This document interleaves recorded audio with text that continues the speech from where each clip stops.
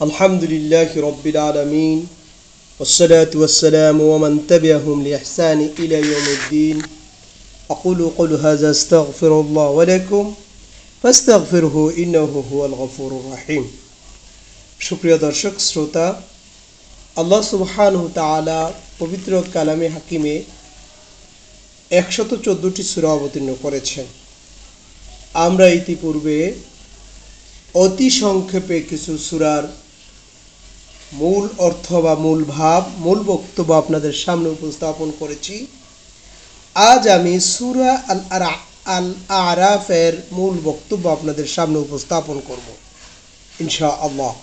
আল্লাহ পাক রব্বুল আলামিনের নিকট তৌফিক কামনা করে শুরু করছি আজকের আলোচনা। সূরা আরাফের মূল বক্তব্য হলো এই সূরার ভাষণের কেন্দ্রীয় বিষয়বস্তু হচ্ছে রিসালাতের প্রতি ঈমান আনার দাওয়াত।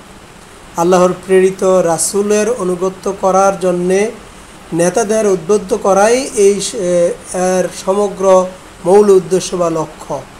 কিন্তু এ দাওয়াত সতর্ক করার এবং ভয় দেখানোর ভাবধারাই ফুটে উঠেছে বেশি করে। অন্যদের কাজের পাল্লা সমান হবে, তাদের স্থান হবে আরাফে। এই সূরায় আরাফবাসীদের সাথে জান্নাতীদের কথোপকথনের দৃশ্য উঠে এসেছে। এই কারণে এই সূরার নামকরণ করা হয়েছে সূরা আল আরাফ। সূরার 44 থেকে 49 নম্বর আয়াতে আল্লাহ সুবহানাহু তাআলা এই কথা বলেন। ঘটনাবলী: শয়তান কর্তৃক আদম আলাইহিস সালামকে সিজদা করার অস্বীকৃতি। আদম আলাইহিস সালামকে সিজদা করার পর আদম আলাইহিস সালামকে আল্লাহ তাআলা সৃষ্টি করার পর সবাইকে সিজদা করতে বলেন। ইবলিস আদম আলাইহিস সালামকে সিজদা করতে অস্বীকৃতি প্রদান করে। আল্লাহ সুবহানাহু তাআলা তাকে অভিশপ্ত ঘোষণা করে জান্নাত থেকে বিতাড়িত করেন। ইবলিস মানব জাতিকে পথভ্রষ্ট করার সংকল্প করে এরপর আদম ও হাওয়া আলাইহিস সালামকে জান্নাত থেকে পৃথিবীতে আগমন করলে পৃথিবী আবাদ হয়। মানব জাতির সূচনা লগ্নে গুরুত্বপূর্ণ এই ইতিহাস উঠে এসেছে সূরা আরাফের প্রথম দিকে, যা সূরা আরাফের 11 থেকে 25 নম্বর আয়াতে আল্লাহ সুবহানাহু তাআলা বর্ণনা করেছেন। এই সূরায় 7 জন নবীর দাওয়াতি মিশন এবং তাদের কওমের অবাধ্যতা ও তাদের পরিণতির ইতিহাস বলা হয়েছে। অষ্টম পারার শেষ 4 পৃষ্ঠায় নবম পারার শুরুতে ধারাবাহিকভাবে 7 জন নবীর দাওয়াতি মিশন এবং তাদের কওমের অবাধ্যতা এবং তাদের পরিণতি বর্ণিত হয়েছে। নূহ আলাইহিস সালাম এর দাওয়াতকে অস্বীকার করার পরিণামে তার অবাধ্য জাতি মহাপ্লাবনে নিমজ্জিত হয়েছিল। হুদ আলাইহিস সালামের প্রতি আদ জাতির ঔদ্ধত্যপূর্ণ আচরণের শাস্তিস্বরূপ বায়ুঝঞ্ঝা দিয়ে বা ধমকা হাওয়া প্রেরণ করে আল্লাহ সুবহানাহু তাআলা তাদেরকে ধ্বংস করে দিয়েছিলেন। সামুদ জাতি সালেহ আলাইহিস সালাম এর অবাধ্য হওয়ার কারণে আল্লাহ এবং আল্লাহর উটনীকে হত্যা করার পরিণামে প্রলয়ঙ্কর ভূমিকম্পের মাধ্যমে নিঃশেষ করে দিয়েছিলেন। লূত আলাইহিস সালাম পৃথিবীতে আগমনের পর প্রথম সমকামিতার মতো নোংরা ও জঘন্য অপরাধে লিপ্ত হয়। নোংরা অপকর্ম ও নবীর অবাধ্যতার পরিণামে প্রস্তর অর্থাৎ 20টি প্রস্তর তাদের উপর বর্ষিত হয়, তাদেরকে সমূলে ধ্বংস করে দেওয়া হয়। অর্থাৎ লূত আলাইহিস সালামের সম্প্রদায় বা লূত আলাইহিস সালাম যেই জাতির নিকট দাওয়াত নিয়ে এসেছিলেন, ওই জাতি পৃথিবীতে সর্বপ্রথম সমকামিতার মতো নোংরা কাজে লিপ্ত হয়। আল্লাহ পাক রব্বুল আলামিন পাথর বৃষ্টি বর্ষণের মাধ্যমে ওই জাতিকে ধ্বংস করে দেন। মাদায়ানবাসীদের প্রতি প্রেরিত হন শুআয়ব আলাইহিস সালাম। ব্যবসায় জালিয়াতি ও নবীর অবাধ্যতার কারণে তার কওমকে আল্লাহ সুবহানাহু তাআলা ধ্বংস করে দেন। কোরআনুল কারীমের এই অংশে সবচেয়ে দীর্ঘ পরিসরে উঠে এসেছে বনী ইসরাইল ও মূসা আলাইহিস সালামের ঘটনা। বনী ইসরাইলদের প্রতি আল্লাহ তাআলা অনেকগুলি বিশেষ অনুগ্রহ দান করেছেন। তা সত্ত্বেও পদে পদে তারা নবী মূসা আলাইহিস সালাম এবং হারুন আলাইহিস সালামের অবাধ্যতা হয়েছিল। শামের নামক এক ব্যক্তির মাধ্যমে তারা পৃথিবীতে বাসুর পূজার সূচনা করে। এইসব অপকর্মের সতর্কতা স্বরূপ আল্লাহ সুবহানাহু ওয়া তাআলা অনেকগুলি নির্দেশনা প্রেরণ করেন। সূরার 12 থেকে 171 নম্বর আয়াতে আল্লাহ সুবহানাহু ওয়া তাআলা এই বর্ণনাগুলি দিয়েছেন। ঈমান এবং আকীদা। সূরা আরাফ ব্যতীত 5টি স্থানে আল্লাহ তাআলা একত্ববাদ ও একত্ববাদের যৌক্তিকতা, শিরকের ভয়াবহতা, মূর্তি পূজার অসারতা নিয়ে আলোচনা করেছেন। কিয়ামতের দিন বান্দার যাবতীয় কর্ম ও ওজন পরিমাপের বিষয়টি নিশ্চিত করা হয়েছে সূরা আরাফের 8 এবং 9 নম্বর আয়াতে। গায়েব বা অদৃশ্য বিষয়ক সবকিছু একমাত্র আল্লাহই জানেন। রাসূল বা অন্য কোনো মাখলুক গায়েব জানেন না বা অদৃশ্যের খবর জানেন না। এই কথাটি বর্ণিত হয়েছে সূরা আরাফের 188 নম্বর আয়াতে। রাসূলুল্লাহ সাল্লাল্লাহু আলাইহি সাল্লামকে পৃথিবীর সকল ধর্ম, বর্ণ ও ভাষার মানুষের প্রতি রাসূল হিসেবে প্রেরণ করা হয়েছে। এই কথাটিও বলা হয়েছে সূরায়। আদেশ। আল্লাহ পাক রব্বুল আলামিন সূরা আরাফে যে আদেশগুলি করেছেন তা হলো ইনসাফ কায়েম করা। সূরার 29 নম্বর আয়াত আল্লাহ সুবহানাহু ওয়া তাআলা বলেন, প্রত্যেক সালাতে কিবলামুখী হওয়ার জন্য। সূরার 29 নম্বর আয়াতে আল্লাহ পাক রব্বুল আলামিন বলেন, আল্লাহকে একনিষ্ঠভাবে ডাকার জন্য। সূরার 29 নম্বর আয়াতে আল্লাহ সুবহানাহু ওয়া তাআলা বলেছেন, সালাতের সময় উত্তম পোশাক পরিধান করার জন্য।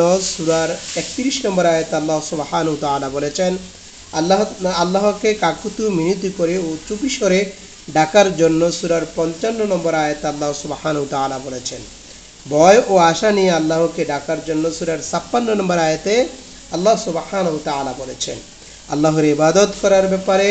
সূরার 59 নম্বর আয়াতে আল্লাহ সুবহানাহু ওয়া তাআলা বলেছেন, আল্লাহর অনুগ্রহ সমূহের কথা স্মরণ করিয়ে দিয়েছেন। সূরার 74 নম্বর আয়াতে মাপ ও ওজন ঠিকভাবে দেওয়ার জন্য। সূরার 85 নম্বর আয়াতে আল্লাহ সুবহানাহু ওয়া তাআলা মানব জাতিকে স্মরণ করিয়ে দিয়েছেন।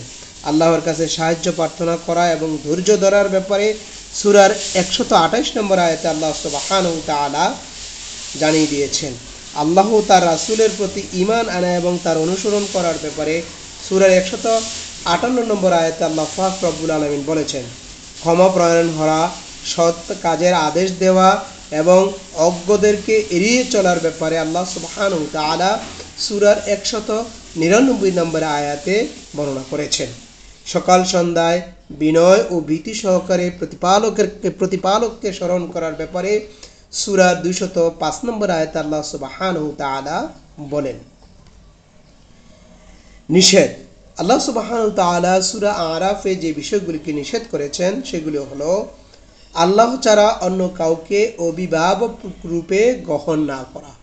অর্থাৎ একমাত্র অভিভাবক, মুমিনদের অভিভাবক একমাত্র আল্লাহ সুবহানাহু ওয়া তাআলা।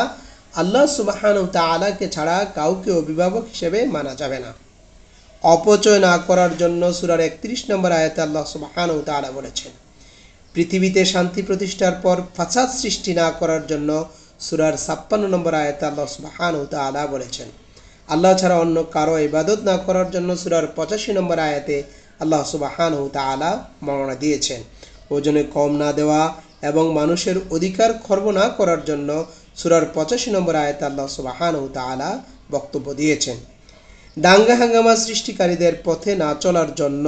সূরার 142 নম্বর আয়াতে আল্লাহ সুবহানাহু ওয়া তাআলা বর্ণনা করেছেন। গাফেলদের অন্তর্ভুক্ত না হওয়ার জন্য 205 নম্বর আয়াতে আল্লাহ সুবহানাহু ওয়া তাআলা বর্ণনা করেছেন। হালাল হারাম। আল্লাহ হারাম করেছেন প্রকাশ্য অপ্রকাশ্য অশ্লীল বিষয়সমূহ, সব গুনাহসমূহ, অন্যায়ভাবে কারো প্রতি সীমালঙ্ঘন করা, আল্লাহর সাথে কাউকে শরীক সাব্যস্ত করা, না জেনে আল্লাহর সম্পর্কে মন্তব্য করা। সূরার 33 নম্বর আয়াতে এই হালাল হারাম বিষয়গুলি আল্লাহ সুবহানাহু ওয়া তাআলা বর্ণনা করেছেন। দৃষ্টান্ত। অনুধাবনের জন্য অন্তর, দেখার জন্য চোখ, শোনার জন্য কান থাকার পরেও যারা সত্য উপলব্ধি করতে করে না বা সত্য উপলব্ধি করতে পারে না, তাদেরকে চতুষ্পদ জন্তুর বা প্রাণীর সঙ্গে তুলনা করা হয়েছে, বরং তারা চতুষ্পদ প্রাণীর চেয়েও খারাপ বা বিভ্রান্ত। এই কথা বলা হয়েছে সূরার 179 নম্বর আয়াতে। যারা আল্লাহর আয়াতসমূহকে মিথ্যা প্রতিপন্ন করে এবং অহংকার বশত তাদের মুখ ফিরিয়ে নেয়, আর তাদের জান্নাতে যাওয়ার পথ রুদ্ধ করা হবে। এর দৃষ্টান্ত দিতে গিয়ে আল্লাহ সুবহানাহু ওয়া তাআলা বলেছেন, যেভাবে সূচের ছিদ্র দিয়ে ওটের প্রবেশ করা অসম্ভব, তেমনি ওইসব লোকদের জান্নাতে যাওয়া অসম্ভব। সূরার 40 নম্বর আয়াতে আল্লাহ সুবহানাহু ওয়া তাআলা এই কথাটি বলেছেন। সুসংবাদ ও সতর্কীকরণ। ঈমান ও তাকওয়া অবলম্বনে আসমান জমিনের বরকত। ঈমান ও তাকওয়া অবলম্বনে আসমান ও জমিনের বরকতের দুয়ার উন্মোচন করে দেয়। আল্লাহ সুবহানাহু ওয়া তাআলা যারা ঈমান এনেছে, তাকওয়া অবলম্বন করেছে, তাদের জন্য আসমান এবং জমিনের দুয়ারকে উন্মোচন করে দেন, বরকতের দুয়ারকে উন্মোচন করে দেন। সূরার 96 নম্বর আয়াতে আল্লাহ সুবহানাহু ওয়া তাআলা এই বক্তব্য দিয়েছেন। আল্লাহ তাআলা মানব জাতিকে শয়তানের ধোঁকা ও প্ররোচনায় বিভ্রান্ত হওয়ার ব্যাপারে সতর্ক করেছেন সূরার 27 নম্বর আয়াতে। আল্লাহ যাদের অপছন্দ করেন, আল্লাহ অপচয়কারীদেরকে অপছন্দ করেন এবং সীমা লঙ্ঘনকারীদেরকে পছন্দ করেন না। সূরার 31 নম্বর এবং সূরার 55 নম্বর আয়াতে আল্লাহ সুবহানাহু ওয়া তাআলা এই কথা বলেন। আল্লাহর লানত, জালিমদের উপর আল্লাহ সুবহানাহু ওয়া তাআলা লানত করেছেন। সূরার 44 নম্বর আয়াতে আল্লাহ সুবহানাহু ওয়া তাআলা এই কথা বলেন। প্রকৃত মুমিনের 5টি গুণ সূরায় আল্লাহ পাক রব্বুল আলামিন ব্যক্ত করেছেন। 1, আল্লাহকে স্মরণ করা হলো তাদের হৃদয়ে বিগলিত হয়, অর্থাৎ আল্লাহকে স্মরণ করা হলে তাদের হৃদয় বিগলিত হয়ে যায়। কোরআন তিলাওয়াত করা হলে ঈমানদারদের ঈমান আরও বৃদ্ধি পায়। এবং 3, তাদের রবের উপরই ভরসা করে তারা সময় মতো সঠিকভাবে সালাত আদায় করে এবং আল্লাহর দেওয়া রিজিক হতে আল্লাহর পথে ব্যয় করে।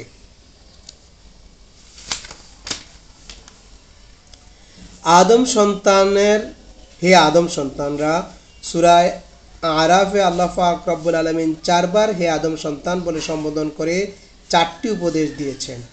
1, তাকওয়ার পোশাক সর্বোত্তম পোশাক। 2, শয়তান যেন তোমাদেরকে বিভ্রান্ত করতে না পারে, যেভাবে তোমাদের পিতাদেরকে জান্নাত থেকে বের করেছিল। সূরার 26 এবং 27 নম্বর আয়াতে আল্লাহ সুবহানাহু ওয়া তাআলা এই কথা বলেন।